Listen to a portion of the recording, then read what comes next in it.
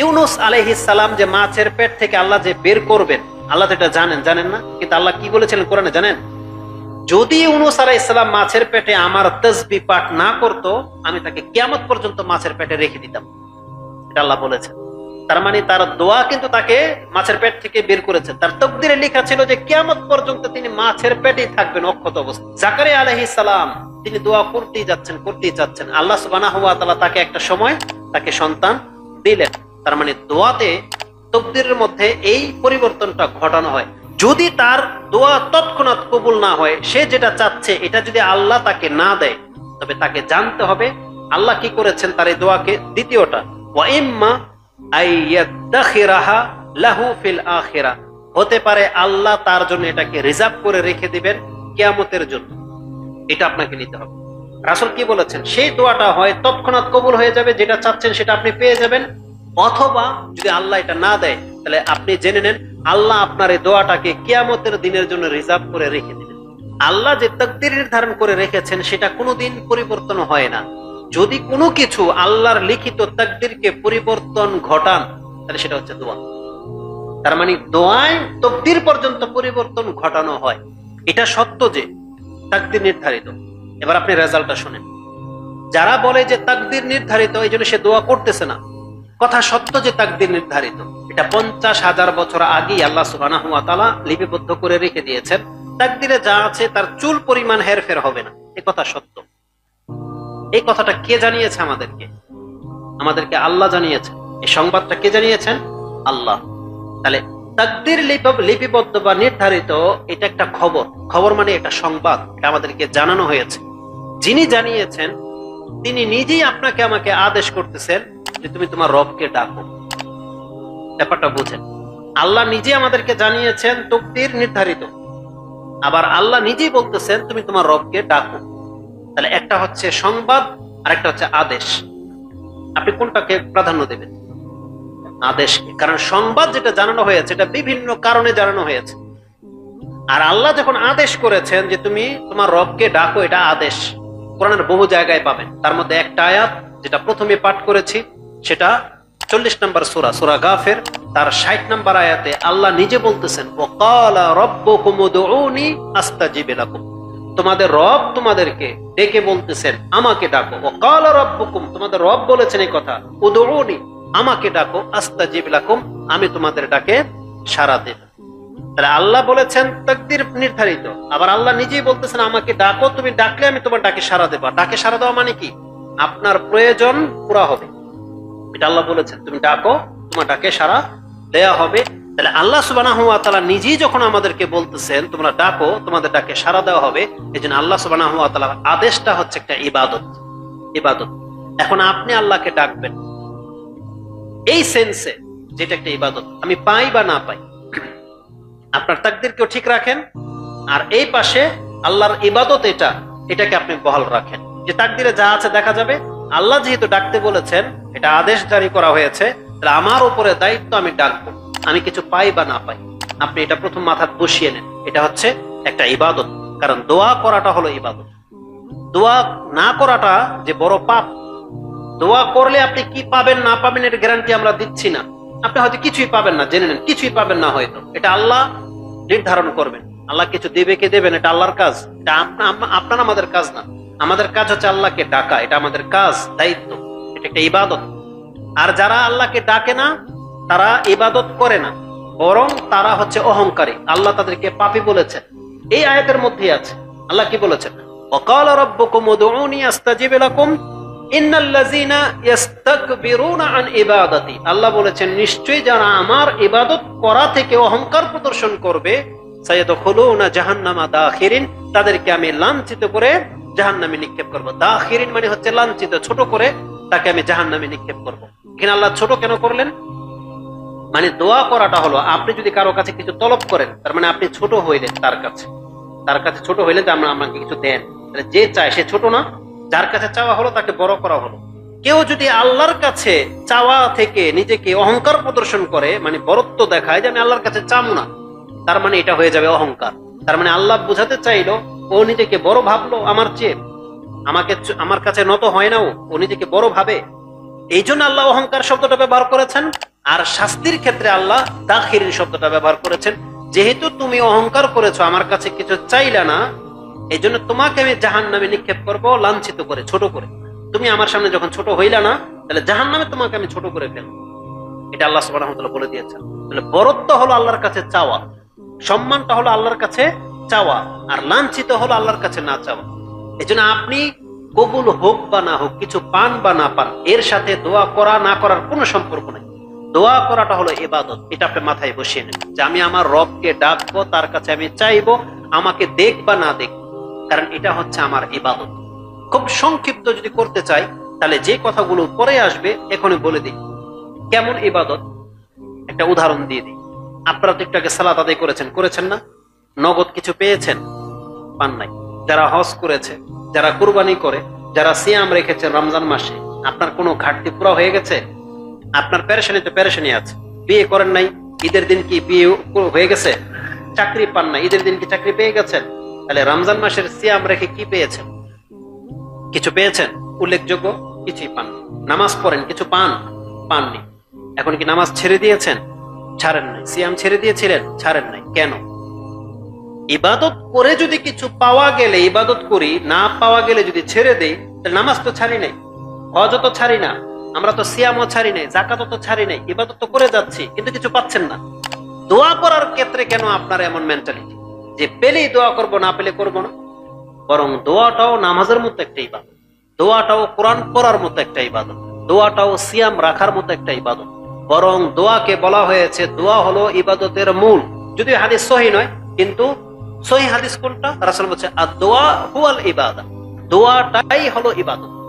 আদ-দোয়া হুয়াল ইবাদা, দোয়াটা পৃথকভাবে একটা ইবাদত। মানে আপনি 2 রাকাত সালাত পড়তেছেন, আপনি যেমন ইবাদতে লিপ্ত, কোন একজন ব্যক্তি বসে বসে আল্লাহর কাছে দোয়া করতেছে, সেও একটা ইবাদতে লিপ্ত। এবার বোঝেন কথাটা? তার মানে দোয়া করার ক্ষেত্রে আপনার অন্তর ঝুঁকাতে হলে আপনাকে এটা মাথায় রাখতে হবে, দোয়া করাটাই আমার ইবাদত, আমি পাই বা না পাই। আমার বন্দেগীটা হলেই আল্লাহর কাছে চাওয়া, এটা আমার বন্দেগী, আমি পেশ করে দিলাম। এখন আল্লাহ দিবে কি দেবেন এটা আল্লাহর ইচ্ছে। তাহলে দোয়ার প্রতি আপনার অনীহা কখনই আসবে না। ইনশাআল্লাহ আপনি পেলেও দোয়া করবেন, না পেলেও দোয়া করবেন। দোয়াটাকে আপনাকে যেমনটা বলেছি নামাজের মতো করে নিতে হবে, সিয়ামের মতো করে নিতে হবে। অন্যান্য যে ইবাদতগুলো আপনি যেভাবে কন্টিনিউ করে যাচ্ছেন, দোয়াটাকেও ওই রকমের ইবাদত হিসেবে আপনাকে করে যেতে হবে, আপনি পান বা না পান। বরং আমি আপনাকে দেখাতে পারি অন্যান্য ইবাদত মিসিং হয়, কবুল হইলে হইল, না হইলে নাই। কবুল হইলে নাকি না হইলে কিন্তু কোনো নেকি পাবেন না, ইবাদতের একটা গুরুত্ব। কিন্তু দোয়া এমন একটা ব্যাপার, হারাম খোরদেরও উচিত দোয়া করা, হারাম খোরদের। যদিও হারাম খোরদের দোয়া কবুল হবে না আল্লাহ বলেছেন, কিন্তু দোয়ার 3টা রূপ, এটা আমরা একটু পরে বলবো। নামাজের 3টা রূপ না, নামাজের 2টা রূপ। হয় কবুল হলো নেকি, না কবুল হইলে আপনার মিস। আর ফরজ নামাজ যদি কবুল না হয় তাহলে শাস্তি পাবেন, কারণ ফরজ নামাজ কবুল না হওয়ার পেছনে কিছু কারণ তো অবশ্যই আছে, তাই না?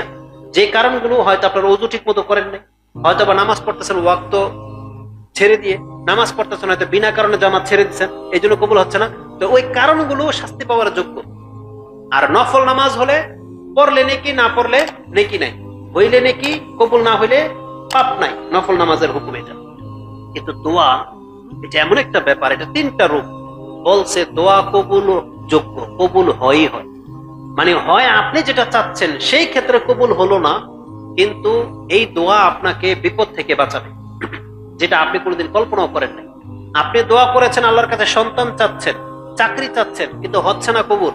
কিন্তু অপর দিকে আপনার বড় ক্যান্সার হওয়া থেকে আল্লাহ আপনাকে বাঁচিয়ে দিয়েছে, আপনার স্ত্রী মরে যাওয়া থেকে বেঁচে গেছে, আপনার অ্যাক্সিডেন্ট হয়ে দুর্ঘটনার কবল থেকে আপনি বেঁচে গেছেন শুধু আপনার দোয়ার কারণে। এটা আমরা অনেকে জানি না বা মাথায় রাখি না। আর যদি এটাও না হয়, তারপর আপনি বিপদে পতিত হয়েছেন, তাহলে জেনে নেন আপনার দোয়া মিস হয় নাই, বরং আল্লাহ আপনার দোয়া রিজার্ভ করে রেখে দিয়েছেন। যেটা দুনিয়ার বালা মুসিবতের ক্ষেত্রে আল্লাহ ব্যবহার তো করেন নাই, কিন্তু আল্লাহ এটাকে রিজার্ভ করে দিয়েছে বড় মুসিবত জাহান্নাম থেকে বাঁচানোর ক্ষেত্রে এটা ব্যবহার করা হয়। এই জন্য দোয়া কোনদিন মিস হয় না। নামাজ মিস হতে পারে, সিয়াম অনেকের মিস হয়, কারণ রাসূল সাল্লাল্লাহু আলাইহি ওয়াসাল্লামের স্পষ্ট ভাষা রয়েছে, রুব্বা সাইমিন লাইসা লাহু মিন সিয়ামিহি ইল্লাল জু। কত সায়েম ব্যক্তি আছে, সিয়াম রেখেছে, খিদার কষ্ট ছাড়া কিছুই পায় নাই। কিন্তু দোয়াকারী এমন নয়, দোয়াকারীর ক্ষেত্রে বলা হয়েছে 3টার যে কোনো একটা হবেই হবে। আসুন, যেহেতু বলে দিয়েছি হাদিসটাকে এখানে উল্লেখ করে দিই, যেহেতু আমাদের শেষ পর্যন্ত যাওয়ার হয়তো সময় হবে না। দোয়ার ক্ষমতা যে কি বলেছিলাম, যেটা আমাদেরকে জানতে হবে। দোয়ার ক্ষমতা সম্পর্কে একটা হাদিস রাসূলুল্লাহ সাল্লাল্লাহু আলাইহি ওয়াসাল্লাম থেকে পাওয়া যায়। সালমান রাদিয়াল্লাহু তাআলা আনহু তিনি বলেন, ক্বালা ক্বালা রাসূলুল্লাহ সাল্লাল্লাহু আলাইহি সাল্লাম, লা ইয়ারুদ্দুল কাদা ইল্লা দুআ। আল্লাহ যে তাকদীর নির্ধারণ করে রেখেছেন সেটা কোনোদিন পরিবর্তন হয় না। যদি কোনো কিছু আল্লাহর লিখিত তাকদীরকে পরিবর্তন ঘটান, তাহলে সেটা হচ্ছে দোয়া। তার মানে দোয়ায় তাকদীর পর্যন্ত পরিবর্তন ঘটানো হয়। এটা কিভাবে হয়? তার মানে আল্লাহ যেটা ফয়সালা করে দিয়েছেন, এটাকে আবার মুছে নতুন করে আল্লাহ লেখে না, নতুন করে লেখে না। বরং আল্লাহ সুবহানাহু ওয়া তাআলা তার তাকদীরের মধ্যে এমন ভাবে সেটআপ করে দিয়েছে, যে জায়গাগুলো আমরা অনেক সময় ছাত্রদের পরীক্ষা নিয়ে শূন্যস্থান পূরণ করো, তাই না? কিছু লেখি, তোমাদের রব দেশ, এখানে আপনি সঠিকটা বসাইবেন, তাই না? আমাদের রব আল্লাহ, বা তোমাদের রব কে, এরকম ওই খালি জায়গাটা ফাঁকা থাকে। কোরআন হাদিসকে যদি সূক্ষ্মভাবে পড়া হয়, তাহলে দেখা যাবে যে আল্লাহ তাকদীরের মধ্যে ঠিক ওইভাবে লিখে রেখেছেন। আপনি যদি দোয়া করেন তাহলে আপনাকে এটা দেওয়া হবে, দোয়া না করা হলে দেওয়া হবে না। ওটা তাকদীরে লেখা আছে।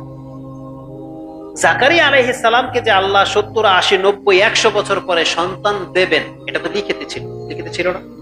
ইউনূস আলাইহিস সালাম যে মাছের পেট থেকে আল্লাহ যে বের করবেন, আল্লাহ তো এটা জানেন না? কিন্তু আল্লাহ কি বলেছিলেন কোরআনে জানেন? যদি ইউনূস আলাইহিস সালাম মাছের পেটে আমার তাসবিহ পাঠ না করত, আমি তাকে কিয়ামত পর্যন্ত মাছের পেটে রেখে দিতাম। এটা আল্লাহ বলেছেন। তার মানে তার দোয়া কিন্তু তাকে মাছের পেট থেকে বের করেছে। তার তাকদীরে লেখা ছিল যে কিয়ামত পর্যন্ত তিনি মাছের পেটেই থাকবেন, অক্ষত অবস্থায় শাস্তি পেতে থাকবেন। কিন্তু দোয়া করলে মুক্ত করে দেওয়া হবে। তিনি দোয়া করেছেন, আল্লাহ তাকে বের করে দিয়েছেন। তাকদীরটা আমরা বলতে পারি যে ক্ষেত্রে পরিবর্তন ঘটেছে, কারণ আল্লাহ নিজে বলেছেন, যদি সে আমার তাসবিহ পাঠ না করতো, তাহলে আমি তাকে মাছের পেটে রেখে দিতাম, ইলা ইয়াউমি ইউবাসুন, কিয়ামত পর্যন্ত রেখে দিতাম। তার মানে দোয়া তার পরিবর্তন ঘটে। জাকারিয়া আলাইহিস সালাম তিনি দোয়া করতেই যাচ্ছেন, আল্লাহ সুবহানাহু ওয়া তাআলা তাকে একটা সময় তাকে সন্তান দিলেন। তার মানে দোয়াতে তাকদীরের মধ্যে এই পরিবর্তনটা ঘটানো হয়, যেটা আল্লাহ নিজে বলেছেন আমি তাকদীরকে ফয়সালা করে রেখেছি। সে আল্লাহ নিজে যখন বলেছেন তুমি দোয়া করো, তার মানে তোমার জন্য অপশন রাখা হয়েছে, তুমি দোয়া করলে সে শূন্যস্থানগুলোকে পুরা করা হবে। আর এটা ওটাকে ওইভাবে রেখে দেওয়া হয়েছে। নাইলে রাসূল সাল্লাল্লাহু আলাইহি ওয়াসাল্লাম এভাবে বলতেন না। রাসূল কি বলেছেন? লা ইয়ারুদ্দু আল কাদা ইল্লা দুআ। তাকদীরকে রোধ করতে পারেন একমাত্র দোয়া ছাড়া। তার মানে দোয়া করলেও আপনার তাকদীরে পরিবর্তন আসতে পারে। আপনার সন্তান নাই, হচ্ছে না, তাকদীরে গিরা লেগে গেছে, দোয়া করলে সেটা পরিবর্তন হতে পারে। আপনার চাকরি হচ্ছে না, জীবনে অশান্তি, দোয়ার মাধ্যমে সেটা দূর হতে পারে। এই জন্য আল্লাহ সুবহানাহু ওয়া তাআলা বলেছেন তুমি দোয়া করো। এই হাদিসটি উল্লেখ করেছেন ইমাম তিরমিজি রাহিমাহুল্লাহ, 2139 পেয়ে যাবেন। ওয়ালা ইয়াজিদু ফিল উমরি ইল্লাল বির। এবং এই হাদিসের মধ্যে এতটা শব্দ রয়েছে, আপনার রিজিকে বা ওয়ালা ইয়াজিদু ফিল উমর, আপনার বয়স বাড়বে না একমাত্র বীর, ভালো কাজ ছাড়া। তার মানে মানুষ যদি মন্দ কাজ করে তার বয়স কমতে থাকে, আর মানুষ যদি ভালো কাজ করে তার বয়স বাড়তে থাকে। এটারই বা ব্যাখ্যা কি? বয়স তো 60-70 লেখা আছে, তাই না? বরং 60 বছর যার আমলনামা লেখা আছে, 60 বছর সে বাঁচবে। সে যদি ভালো কাজ করে, আল্লাহ তাকে 60 বছর এমন ভাবে বাঁচাবেন, বাঁচার মতো বাঁচবে, যেটা সে অন্য ব্যক্তি 120 বছর বাঁচলেও তার লাইফে এমন কিছু করতে পারবে না, এমন কিছু খেতে পারবে না, এমন ভাবে তার দেহ ঠিক থাকবে না যেটা 120 বছর পেলেও। কিন্তু 60 বছরের মধ্যে আপনি ওই কিছু ভোগ করতে পারবেন, এত কিছুর মালিক হয়ে যেতে পারবেন, যেটা আপনার পর্যন্ত অনেকে বুঝতে পারবেন। এটার একটা ব্যাখ্যা হতে পারে যে রাসূল সাল্লাল্লাহু আলাইহি ওয়াসাল্লাম বলেছেন ভালো কাজ করলে উমর বৃদ্ধি পায়, মানে আপনার বয়স যেটা, এটা বরকত হবে ভালো কাজের মাধ্যমে, আর দোয়ার মাধ্যমে তাকদীরে পরিবর্তন আসে। এজন্য আমাদেরকে দোয়া করা উচিত। তৃতীয় অজ্ঞতাটা যেতে দূর করবো আমরা, যেটা বলেছিলাম, যে হাদিসটা বলার জন্য এখানে এসেছিলাম, যে আমরা দোয়া তো করি কিন্তু কবুল হয় না, এই জন্য অনেকে দোয়া করেন না। আমরা বলেছিলাম এটা আমাদের একটা অজ্ঞতা, এটা দূর হয়ে যাবে এই হাদিসটা আপনার জানা থাকলে। রাসূলুল্লাহ সাল্লাল্লাহু আলাইহি ওয়াসাল্লাম থেকে আবু সাঈদ তিনি বর্ণনা করেছেন, আন্নান নবিয়্য সাল্লাল্লাহু আলাইহি ওয়াসাল্লাম قال মা মিন মুসলিমিন ইয়াদউ বিদাওয়াতিন। কোন মুসলিম এমন নাই যে আল্লাহর কাছে কোন একটা দোয়া করলো, মানে কোন মুসলিম, এখানে দেখেন আল্লাহর কোন ওলি, হুজুর, বুজুর্গ বলা হয় নাই, কোন একজন সাধারণ মুসলিম এমন নাই যে আল্লাহর কাছে কোন একটা দোয়া করেছে। মা মিন মুসলিমিন ইয়াদউ দাওয়াতিন, একটা দোয়া করেছে আর তার দোয়ার কোনো প্রতিফল হবে না, এটা হতে পারে না। বলা হয়েছে বিদাওয়াতিন লাইসা ফিহা ইসমুন, যে দোয়ার মধ্যে কোনো পাপ ছিল না, মানে কোনো পাপের দোয়া সে করে নাই, লাইসা ফিহি ইসমুন, কোনো পাপের দোয়া করে নাই, ওয়ালা কাতিআতু রাহমি, এবং কোনো সম্পর্ক ছেদের দোয়াও ছিল না, যে সে আল্লাহর কাছে বলে নাই যে আল্লাহ ওর মুখ যেন আমি না দেখতে পারি, আল্লাহ ওর সাথে আমার কোনো সম্পর্ক নাই, ওকে আমার সাথে আমার সামনে আসতে দিও না, বা আমার সাথে ওর সাথে যেন মিল না হয়, এই ধরনের কোনো দোয়া, যে আল্লাহ ওকে তুমি দূর করে দাও। অনেকে আমরা বলি না যে ও হালাক হোক, ধ্বংস হোক।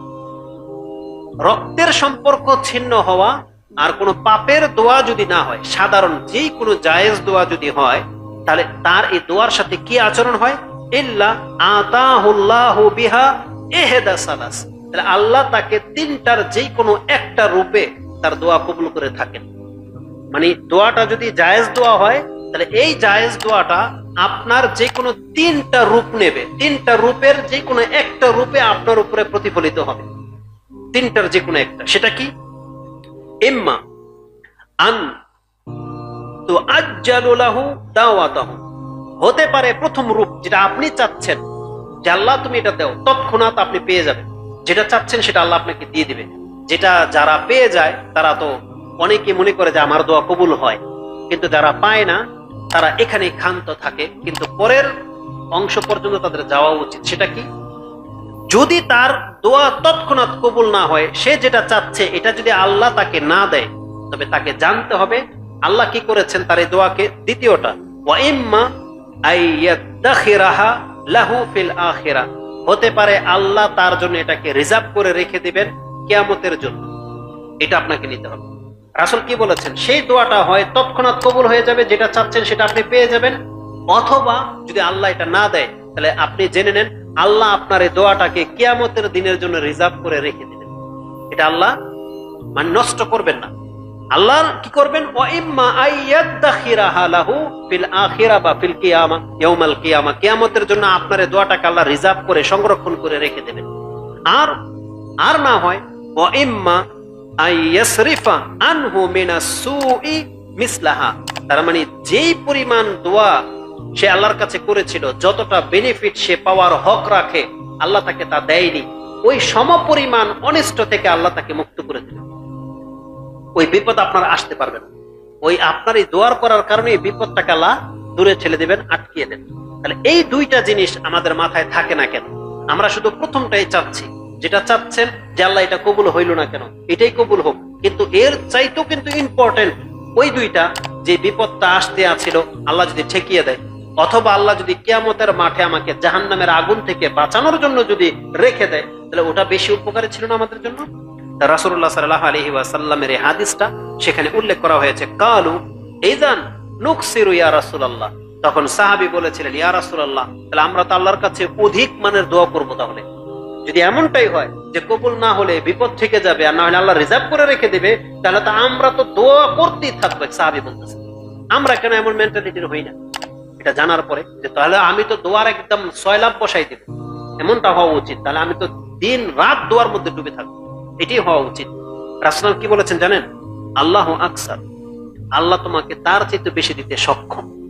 তার মানে কত দোয়া করবা তুমি করো, আল্লাহ তোমাকে তার চাইতেও বেশি দিতে সক্ষম। মুসনাদে আহমদে হাদিসটা রয়েছে 11,133 এবং দুআউল তাবারানি 35 নম্বর এবং সাহিহ তারগিব তারহিবের মধ্যে নাসিরউদ্দিন আলবানী 1633 এনেছেন। এইভাবে দোয়া সংক্রান্ত আরো অনেক কথা আছে, আমরা শুধু আপনাকে এই মেসেজটা দিতে চাচ্ছি। দেখেন, দোয়া হচ্ছে ইবাদত। আপনি দুনিয়াতে পেলেই শুধু দোয়া করবেন তা নয়, বরং এর পেছনে অনেক বড় হাকিকত লুকিয়ে আছে। আপনি ক্ষান্ত হবেন না, আপনি দোয়া করতে থাকেন, দোয়া করতে থাকেন।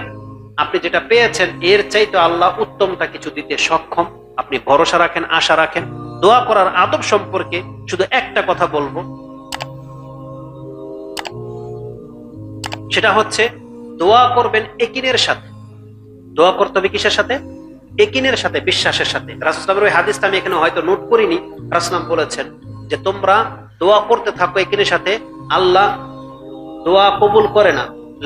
লা ইউস্তাজিবু লিদুআইন মিন কলবিন গাফিলিন লাহিন, এই শব্দটা আছে যে আল্লাহ সুবহানাহু ওয়া তাআলা ওই ব্যক্তির দোয়া কবুল করে না। মিন কলবিন গাফিলিন লাহিন, লা ইয়াদউ মিন আদ-দুআই মিন কলবিন গাফিলিন লাহিন, যেই ব্যক্তির অন্তর গাফেল এবং লাহিন মানে হচ্ছে উদাসীন। আল্লাহ আমাদের মসজিদের ইমাম সাহেবগুলা বাংলার জমিনের যতগুলো মসজিদের ইমাম সাহেব আছে এগুলো প্রত্যেকটা হচ্ছে গাফেল এবং লাহিন। গাফেল লাহিন কি জানেন? সে আসসালামু আলাইকুম রাহমাতুল্লাহ, আসসালামু আলাইকুম রাহমাতুল্লাহ, আল্লাহুম্মা আমিন, বিহামদিকা রাব্বিকা কি বিরাহমাতিকা ইয়া আরহামার রাহিমিন। সে কি করেছে নিজেও জানে না, আপনিও জানেন। এটা হচ্ছে কালবিন গাফিলিন লাহিন, এটা হচ্ছে উদাসীন গাফেল অন্তর। যে আল্লাহর কাছে এই মুহূর্তে এ নিজেই বলতেছে ফরজ সালাতের পরে ইবাদত কবুল হয়, ও কি দোয়া করলো? ও শুধু বলেছে আল্লাহুম্মা আমিন বিরাহমাতিকা ইয়া আরহামার রাহিমিন, কোনো দোয়াই করে নাই, কোনো দোয়াই করে নাই। যদি আপনার একিন থাকে যখন বৃষ্টি হচ্ছে আর এখন দোয়া করলে দোয়া কবুল হবে, তাহলে আপনি কি এইভাবে দোয়া করবেন? আসুন আমি আপনাকে দেখাই যে দোয়া আপনাকে কিভাবে করতে হবে। ছোট্ট একটা নোক্তা বলে দিই, যেহেতু আমাকে 10 মিনিটের কথা বলেছিল না, কিন্তু কথায় দেখেন কথা চলে আসে। মরিয়ম আলাইহিস সালামের কাছে যখন জাকারিয়া আলাইহিস সালাম গিয়েছেন, দেখলেন অজাদা ইনদাহা রিজকা, তার কাছে রিজিক। এই সময় এমন জিনিস তার কাছে হওয়ার কথা ছিল না। বলছেন আন্না লাকি হাজা, এটা তুমি কোত্থেকে পেলে? কালাত হুয়া মিন ইনদিল্লাহ, তিনি বলেন এটা আল্লাহর পক্ষ থেকে এসেছে। জাকারিয়া আলাইহিস সালামের বিবেক দেখেন, বিচক্ষণতা কি জিনিস। যখন বলেছে হুয়া মিন ইনদিল্লাহ, এটা আল্লাহর পক্ষ থেকে এসেছে, এখন ইন্নাল্লাহা ইয়ারযুকু মান ইয়াশাউ বিগাইরি হিসাব, আল্লাহ যাকে চায় বেহিসাব রিজিক দিয়ে থাকেন, এটা আল্লাহর কথা। আল্লাহ বলতেছেন জাকারিয়া আলাইহিস সালাম বিন্দু মাত্র দেরি করে নাই। হুনালিকা দাআ জাকারিয়া রাব্বাহ, জাকারিয়া আলাইহিস সালাম তৎক্ষণাৎ তার আল্লাহকে ডেকে নিল। তৎক্ষণাৎ নামাজে দাঁড়িয়ে গেল, আল্লাহকে ডাকতে শুরু করলো যে আল্লাহ তুমি আমাকে সৎ সন্তান দান করো। আল্লাহ কি বলেছেন জানেন? তৎক্ষণাৎ ফেরেশতা এসে বলতেছে যে অবাশশিরুকা, তোমাকে একটা সংবাদ দেওয়া হচ্ছে যে আল্লাহ তোমাকে একটা সন্তান দিবেন, ইসমুহু ইয়াহইয়া। আল্লাহ তাকে সেই সংবাদটা এমন সময় দিয়েছেন ওহুয়া কাইমুন ইউসাল্লি ফিল মিহরাব, যখন তিনি মেহরাবে নামাজের মধ্যে দাঁড়িয়েছিলেন। তার মানে নামাজে দাঁড়িয়ে গেছেন আল্লাহর কাছে চাওয়ার জন্য। আর শব্দটাকে হুনালিকা দা জাকারিয়া রাব্বাহ, ওই জায়গাতে দাঁড়িয়েই জাকারিয়া আলাইহিস সালাম তার রবকে ডেকে নিলেন। তার মানে কি? বিবেকবানরা বুঝে যে দোয়া কখন কিভাবে কবুল হয় আর তখন করলে কিভাবে করতে হয়, তিনি সেটা দেখিয়ে দিয়েছেন। সাথে সাথে নামাজে দাঁড়িয়ে দিয়েছেন, আল্লাহর কাছে সন্তান চাইতে লাগলেন, আল্লাহ নামাজের মাধ্যমে তার সন্তানের সংবাদ দিয়ে দিলেন। আর আমাদেরকে জানানো হয়েছে নামাজের পরে দোয়া কবুল হয়, আর এই বলতেছে বিরাহমাতিকা ইয়া আরহামার রাহিমিন। শেষ না, এটা উদাসীনের দোয়া। এই জন্য আমাদেরকে দোয়া হাকিকত সম্পর্কে জানতে হবে। আপনি যখনই দোয়া করবেন একেবারে অন্তর থেকে আল্লাহর কাছ থেকে পাবেনই পাবেন। মানে আল্লাহ যদি না দেয়, আর কেউ দেওয়ার ক্ষমতা রাখে না, এটা মাথায় রেখে দোয়া করবেন। আর আল্লাহ যদি না দেয়, তাহলে আপনি বললেন না আল্লাহ তুমি যদি না দাও তোমার ইচ্ছা, এটা বলবেন না। আপনি শুধু দোয়া করে রেখে দেন, ফয়সালাটা আল্লাহর উপরে ছেড়ে দেন। আল্লাহ হয় আপনাকে এটা দেবে, তাহলে এর চেয়ে বেটার দেবে, অথবা বিপদ থেকে মুক্ত করবে। আর তিনটাই যদি না হয়, দুইটাই, আপনি নিশ্চিত থাকেন ইনশাআল্লাহ এই দোয়া আপনার জন্য রিজার্ভ হয়ে যাচ্ছে, যেটা জাহান্নামের আগুন থেকে আপনাকে বাঁচাবে।